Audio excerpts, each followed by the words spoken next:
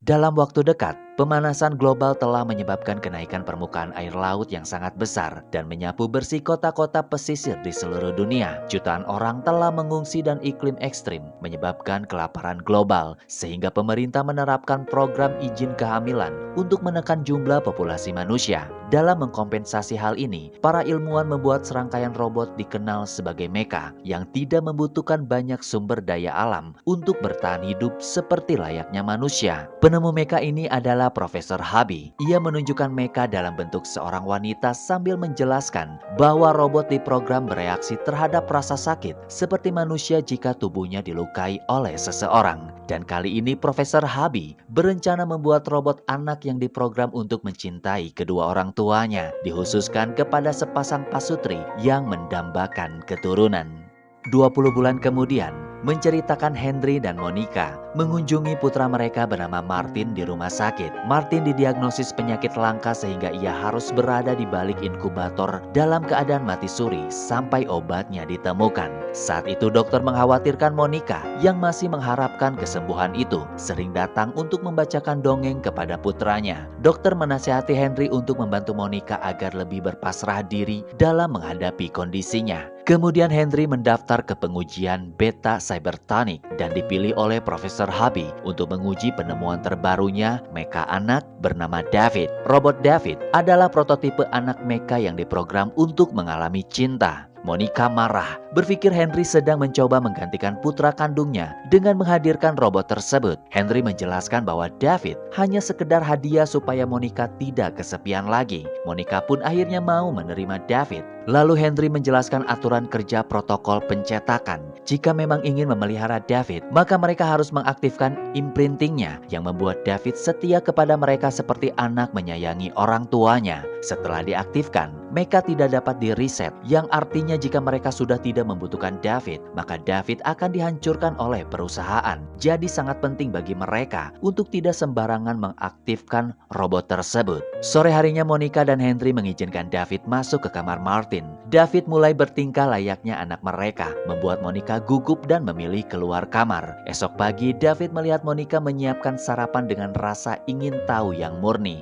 Dia terus mengawasinya sepanjang hari. Monica tidak mau terpancing, memilih tetap bersikap cuek. Lama-lama mulai terganggu hingga terpaksa memasukkan David ke dalam lemari. Beberapa saat kemudian Monica merasa bersalah, lalu mengeluarkannya. Dikira David, mereka sedang bermain petak umpet. Monica mengiyakan tanpa tahu resikonya. Sampai beberapa menit, David mengejutkan Monica di kamar mandi saat buang hajat karena mengira sedang main petak umpet. Ketika makan malam, David melihat orang tuanya makan. Dia ikuti setiap gerak mereka, seperti berpura-pura minum dari gelas kosong untuk meniru Henry, lalu meniru cara Monica makan pasta. Saat mie-nya tersangkut di bibir Monica, David pun tertawa hingga mengejutkan mereka yang membuat semuanya jadi ngakak. Berjalannya waktu, Monica mulai memperlakukan David seperti putranya sendiri. Namun hal itu pun sekaligus mengingatkannya kepada Martin di rumah sakit yang bikin Monica sedih. Keesokan paginya Monica membulatkan tekad untuk memulai protokol pencetakan atau membuka segel agar David terprogram menjadi anak Monica dan Henry. Setelah selesai mengatakan kode yang akan memicu David, wajah anak robot itu menjadi lembut dan untuk pertama kalinya David memanggil Monica ibu. Mendengar itu Monica langsung merinding dan terharu lalu memeluknya. Di suatu malam Monica sedang bersiap keluar untuk menghadiri acara bersama Henry. Sebelum mereka pergi tiba-tiba David datang. Monica mencium sesuatu dan menyadari bahwa David telah menggunakan parfum mahal Monica. Meskipun begitu ia memaklumi David yang masih sering meniru segala sesuatu. Sebelum pergi Monica mengambil robot beruang tua bernama Teddy yang dulunya milik Martin dan memberikannya kepada David agar dia dapat menemani saat mereka pergi.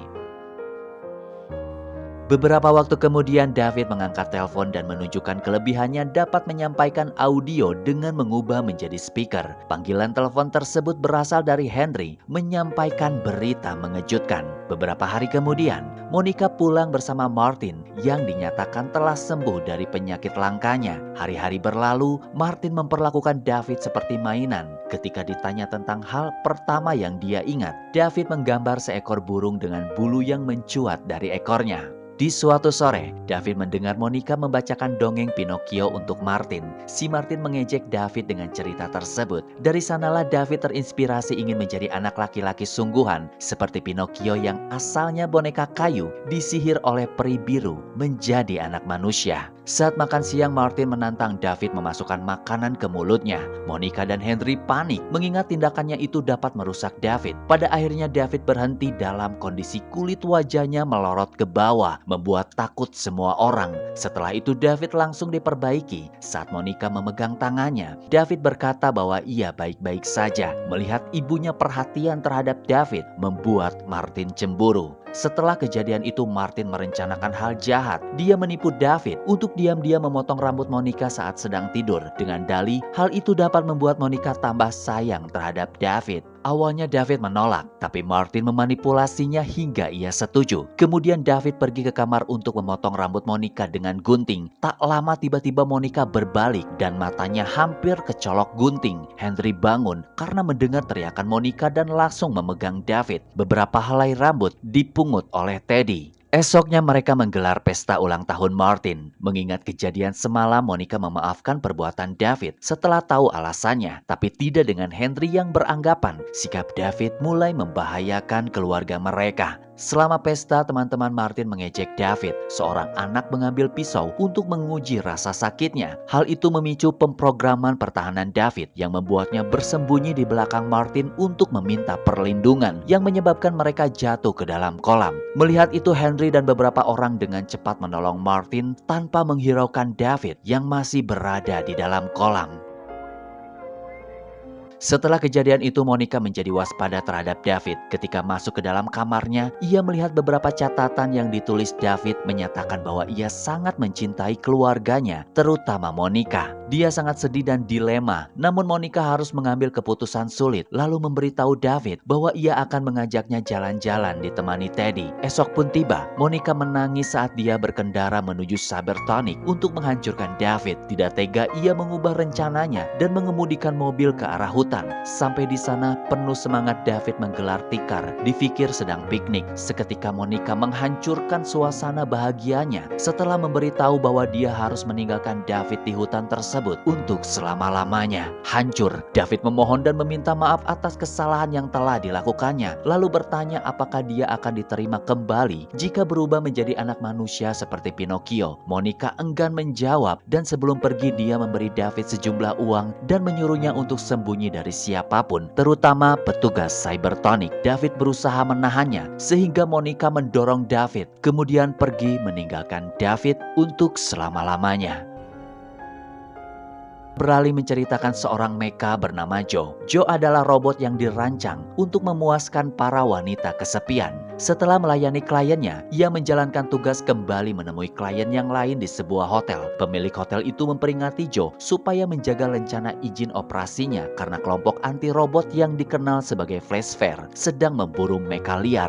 Lalu Joe mengubah warna rambutnya sebelum masuk ke kamar klien. Ketika mendekati wanita itu, ia terkejut menemukan tempat tidur berlumuran darah dan kliennya ternyata telah mati. Seorang pria muncul sebagai pelaku pembunuhnya. Joe menyadari bahwa dia telah dijebak dan segera melarikan diri, bersembunyi lalu menggunakan pisau kecil untuk mencongkel rencana lisensi operasinya agar tidak dapat dilacak. Di dalam hutan, David memberitahu Teddy bahwa dia ingin menemukan peri biru agar mengubahnya menjadi anak manusia seperti yang dilakukan terhadap Pinocchio. Tiba-tiba sebuah truk sampah lewat, membuang serpihan mecha yang telah dihancurkan. Beberapa robot liar bermunculan untuk mencari bagian-bagian yang dapat menyempurnakan wujud mereka. Melihat itu, David kini memahami perkataan Monica untuk bersembunyi dari siapapun supaya tidak berakhir di tempat sampah. Joe muncul di tempat itu, lalu melihat sebuah pesawat berbentuk bulan milik kelompok anti-robot dengan sebutan Flash Fair. Para mecha segera melarikan diri. Disitulah Flash Fair mulai memburu mereka. Kelompok Flash Fair menculik mecha dan menghancurkannya dalam sebuah pertunjukan untuk membuktikan kampanye anti-robot. Mereka memiliki alat pengintai di pesawatnya, lalu mengerahkan tim eksekutor berupa pasukan bermotor yang mulai mengejar mecha melalui hutan dan menembakkan cakram magnet untuk menjebak para robot-robot liar tersebut. David dan Teddy mengikuti beberapa mecha sembunyi ke dalam pondok. Di sana ia bertemu dengan mecha wanita yang diprogram sebagai pengasuh anak. Sayangnya, persembunyian mereka ketahuan. David dimasukkan ke dalam jaring, kecuali Teddy yang bergelantung sambil memegangi tangan David. Namun ia pun akhirnya jatuh, lalu berlari mengejar pesawatnya masuk ke tengah acara flash fair. Seorang karyawan menemukan Teddy, lalu memberikan kepada karyawan lain untuk disimpan di penitipan barang. Semua orang antusias menyaksikan pertunjukan menghancurkan para mecha liar dengan berbagai macam permainan. Pertama, mereka membawa satu robot tua ke dalam meriam lalu ditembakkan ke arah lingkaran api. David yang ketakutan memegang tangan Joe. Sementara itu Teddy berhasil keluar dari kotak dan menemukan David di dalam sangkar. Seorang gadis kecil menggendong Teddy dan melihat David, berpikir bahwa dia anak laki-laki sungguhan. Gadis itu pun menemui ayahnya yang merupakan salah satu kru acara tersebut. Mendengar laporan putrinya, ia langsung memeriksa CCTV melihat keberadaannya. Kemudian ayah gadis itu menemui David dan menggunakan sinar X-portable untuk memastikan bahwa David adalah robot. Sang ayah terkejut dan terpesona oleh sistem canggih David dan meminta bos flash fair melepaskannya. Terjadilah perdebatan antara mereka. Sementara itu, David melihat mecha baby sister disiram dengan zat asam sebagai bagian dari permainannya. Si bos itu memutuskan giliran David dimasuki ke dalam arena pertunjukan dan mengabaikan permintaan ayah gadis tersebut. Sewaktu dibawa, David tidak mau melepaskan tangan Joe sehingga mereka berdua dimasukkan ke dalam alat perangkap yang dilengkapi zat asam. Saat bos menampilkan David di hadapan penonton sambil mengoceh tentang bagaimana anak mecha menghina populasi manusia, membuat penonton terdiam karena tidak biasa melihat anak-anak dalam pertunjukan itu. Tiba-tiba asam menetes ke bahu David, membuatnya menjerit dan menangis ketakutan. Seketika terjadi kericuhan di mana para penonton melempari barang ke arah si bos supaya mengeluarkan David dari permainan. Sang ayah gadis itu mengambil kesempatan menyelamatkan David dan Joe untuk segera melarikan diri. Menceritakan Profesor Harvey, di dalam kantornya ada berbagai foto David tumbuh dewasa dan terungkap bahwa David merupakan putra Harvey yang telah meninggal. Kala itu tim melaporkan bahwa David terlihat di pameran daging, meyakinkan Harvey bahwa mekanya masih dalam kondisi baik-baik saja. Kembali ke hutan, David dan Teddy menjadi parno ketika melihat bulan, mengira itu adalah pesawat flash fair. Untuk berjaga-jaga, mereka mengambil rute yang berbeda. Di sana David bercerita kepada Joe tentang keinginannya menemukan peri biru. Setelah tahu peri merupakan seorang wanita, Joe mengajak David pergi ke kota tempat dulu dia beroperasi sebagai robot pemuas wanita. Sebelum pergi, mereka membutuhkan tumpangan. Joe menemukan sekelompok remaja dan menggunakan pena hologram untuk memanipulasi mereka dengan dihadiahi para wanita seksi. Begitu mereka sampai, Joe mengajak David berkeliling menikmati suasana meriah di kota tersebut. Di sana David terpesona oleh patung malaikat karena menurutnya itu adalah peri biru dan mencoba memasuki bangunannya. Joe menahan David dan pergi ke tempat Dr. No, sebuah program yang berfungsi sebagai ensiklopedia serba tahu. Lalu menggunakan uang yang diberikan Monica dimasukkan ke dalam mesin itu agar David memperoleh jawaban dari setiap yang ia pertanyakan. Jawaban yang didapatkan bahwa peri biru ada di ujung dunia. Joe merasa harus memberi pengertian terhadap David bahwa manusia membenci robot. Namun David bersikeras meyakini Monica akan mencintainya jika dia menjadi anak manusia asli. Terjadilah perdebatan antara keduanya yang membuat David marah dan memilih berpisah dengan Joe. Saat meninggalkan gedung, polisi menemukan mereka dan menangkap Joe atas kasus pembunuhan seorang wanita. Di tengah penangkapan itu, David masuk ke dalam helikopter dan menyalakannya, membuat helikopter berputar-putar, menimbulkan kekacauan besar. Joe memanfaatkan situasi itu untuk melarikan diri dan melompat ke dalam helikopter, mengambil alih kendali untuk menerbangkan kendaraan menjauh dari kota tersebut. Beberapa jam kemudian mereka mencapai kota Manhattan. Akibat pemanasan global telah menyebabkan kenaikan permukaan air laut, membuat kota tersebut terendam. David melihat sekumpulan patung singa dengan air yang keluar dari mulutnya. Sesuai petunjuk dari Dr. No, mereka pun mendaratkan helikopter di gedung sebelah singa itu.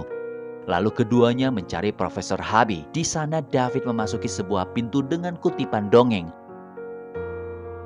Betapa mengejutkan, di dalam sana ia menemukan seorang anak yang sama persis dengannya. Kembarannya hanya tersenyum lalu mengajak David membaca dongeng bersama-sama. David mulai berpikir anak itu bisa menjadi ancaman yang akan menggantikan posisinya. Lalu ia mengambil lampu dan membenturkan ke kepala kloningannya tersebut.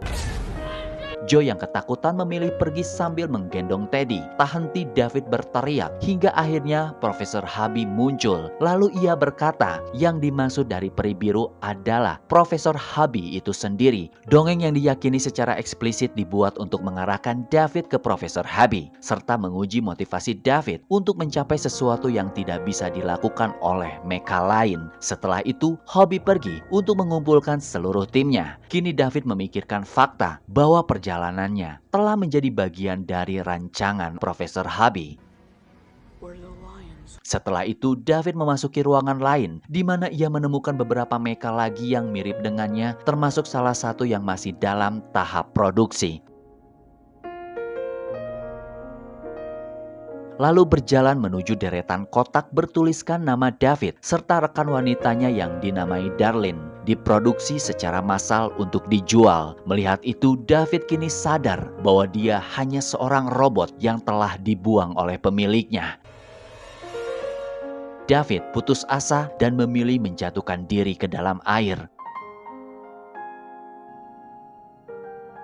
Segerombolan ikan membawa David sampai ia jatuh di depan sesuatu yang menarik perhatiannya. Namun Joe keburu menolong dengan menggunakan lengan helikopter. Begitu ia keluar, David menyadari telah menemukan peri biru di bawah air. Sayangnya Joe tiba-tiba ditarik oleh helikopter polisi. Joe mengucapkan selamat tinggal. Kemudian Joe mengaktifkan mode kapal selam sebelum dibawa oleh polisi. Bertekad untuk menemukan peri biru, David mengemudikan kapal menuju sebuah karnaval terbengkalai dengan Teddy di sampingnya. Dari deretan permainan itu, David menemukan Pinocchio dan tak jauh dari sana, akhirnya bertemu dengan patung peri biru. Pendaratannya menyebabkan biang lala runtuh sehingga menimpa kapal menjebak mereka. David tidak peduli, dia hanya memperhatikan peri biru lalu menyampaikan sebuah permohonan untuk menjadikannya anak laki-laki manusia. Namun peri tidak merespon keinginannya. Tahun berlalu dengan David masih terjebak di sana. Ia tidak pernah kehilangan harapan, bahkan ketika lampu mulai padam, gelap dan tidak bisa melihat patung peri itu lagi. 2000 tahun kemudian, dunia diselimuti es dan peradaban manusia telah musnah. Suatu hari sebuah pesawat muncul dan terbang di sekitar Manhattan. Ternyata mereka merupakan robot berwujud alien yang selamat dari kejatuhan peradaban manusia yang dapat berevolusi tanpa batas. Di sana mereka menemukan David dan Teddy membeku diselimuti es, lalu mengaktifkannya kembali membuat David kejang-kejang. Setelah normal, David keluar dari helikopter dan menyentuh patung peri biru yang seketika retak dan hancur. Kemudian robot alien memindai memori David untuk memahami planet ini dengan lebih baik. Tiba-tiba ia mendapati dirinya duduk di meja rumah Monica. Rumah itu terlihat persis seperti yang diingatnya, membuat David semangat mencari keberadaan Monica. Namun di ruangan lain, ia terkejut melihat peri biru hidup dan berbicara. Tak ingin membuang kesempatan, David segera mengutarakan keinginannya menjadi anak laki-laki manusia. Namun peri biru itu tidak dapat mengabulkan permintaan David, menjelaskan bahwa ia tidak memiliki bagian anggota tubuh Monica sebagai pemicu untuk membangkitkannya. Nyaris putus harapan, Teddy datang mengabarkan bahwa ia telah menyimpan potongan rambut Monica. David pun memberikan rambut itu kepada peri. Lalu ia pergi ke kamar lamanya menemukan mainan pesawat yang membuat David teringat tentang Joe. Sedangkan Teddy menjahit bagian tubuhnya yang robek. Pada saat itu David melihat sosok di balik pintu. Dikira Monica, ternyata itu adalah robot alien. Di sana ia mengaku terpesona oleh manusia dan berkeinginan mengembalikan umat manusia dengan menggunakan jejak organik untuk mengkloning mereka. Tetapi sayang, percobaan itu telah gagal, yang dimana manusia kloning hasil mereka hanya mampu hidup selama 1 hari. Hal itu pun akan terjadi jika mereka membangkitkan Monica. Robot alien menyuruh David pergi ke kamar Monica supaya mengetahui nasib selanjutnya. David menemukan Monica sedang tertidur pulas. Ia menangis sambil menyekar rambut dari wajahnya. Monica pun bangun dan menyapa David sambil tersenyum manis. Dalam satu hari itu, David tidak ingin menyia-nyiakan kesempatan berharga dapat menghabiskan waktu bersama Monica. Ia menunjukkan lukisan tentang perjalanannya, mereka bermain petak umpet dan merayakan hari ulang tahun David. Singkat cerita, saat lampu di luar meredup, David membawa Monica ke tempat tidur. Di sana tiba-tiba Monica mengatakan bahwa ia mencintainya, membuat David tersenyum, campur sedih dan bahagia. Kemudian, David memutuskan tidur di samping Monica yang sudah tidak akan bangun lagi, hingga merasakan mimpi untuk pertama kali di dalam hidupnya. Dan itulah akhir dari perjalanan David. Terima kasih telah menonton Box Review Film. Jika suka dengan video ini, boleh di like, comment, and subscribe.